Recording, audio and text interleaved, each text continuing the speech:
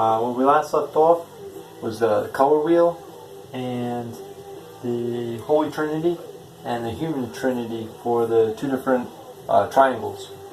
And what I did was I erased everything from before and down putting the socio-political systems and their titles or the labels that are like, we're still in like the abstract realm. It's like it builds closer and closer to useful relevance. But this next layer what we have is the primary colors of red, yellow, and blue. Hard truths and clear vision and knowledge.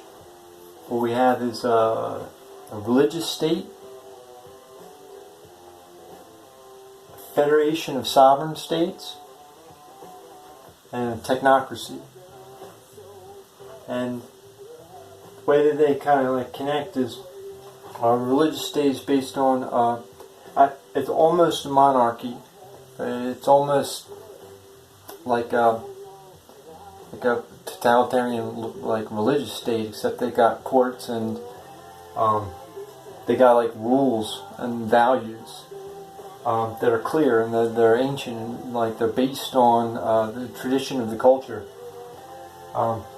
The Federation of Sovereign States is like an idea of an association in which each state can make their own decisions about how they're going to live and what they're going to be like, and they like come to an agreement between them on how they end up working, and it's the very by its very nature of having a federation of sovereign states is that it requires that the agreement or the power structure amongst them be like the minimum or something like that.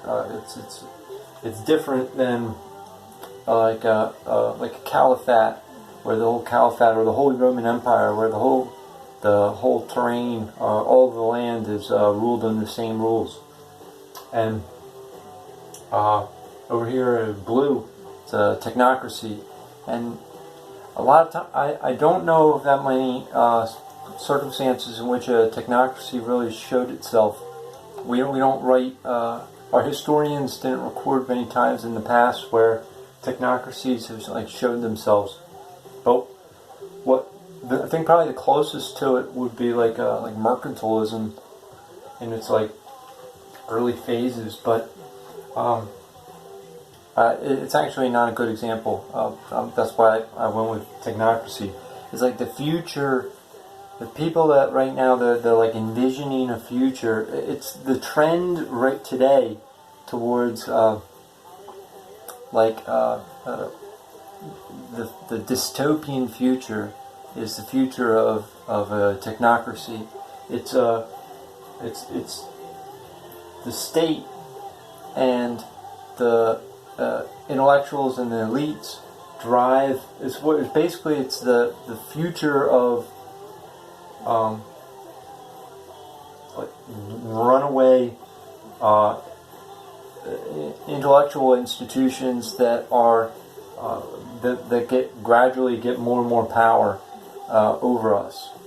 And the thing about a secular technocracy is that there's no grounding to base it on, and so it becomes merely power by the ability to use power individually, personally, and as leaders and cultural institutions, but then also using technology to grow on that and monitor people. Basically, a technocracy is probably the closest thing to what's going on right now in China. Now, in the human trinity of, let's see, what do I have? Like royalty, revolution, and reform. This is the totalitarian dictatorship is a little bit similar to monarchy too, except for that it's a despot instead of a king or like given the power by God. It's just basically, it's like it's divorced from any traditions. It's just a guy that, or a group of powerful people that take power, and they do what they want to do because that's why they want to do it. That's the reason why they got power, is to have the power. That's like the essence, that's the embodiment, not of like royalty, but of the concept of royalty, of the power for power's sake by a ruling class. Green for revolution. The political structure of revolution in its ideal sense is anarchy. It's revolution and the destructive forces against the state in completely, where at any time people get together, the anarchist breaks it up and creates like there's a lot of different things that anarchists wish that anarchy is about, but the idea of anarchy is to continue to break the holds of the state, any agreements of your neighbor, but to break them over and over. And so the ultimate, or the ideal concept of revolution,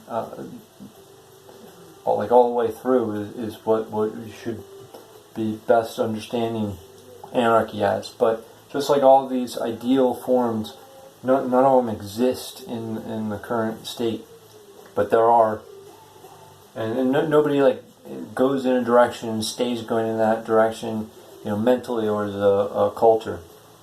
But it still exists, and that's the concept here. Now, between all power and no power, there's something in the middle, and that's a civil society.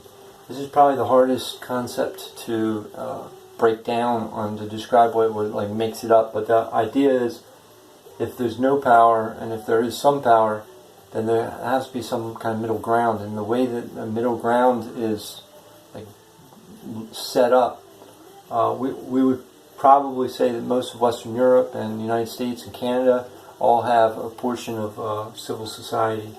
But there's we share a lot of everything. So it's not that simple. But the idea of having a democratic elections with either a constitution or parliament with parliamentary procedures, and whether there's a head of a state or a prime minister and a president, that system is civil society, and it's the way people organize by participation.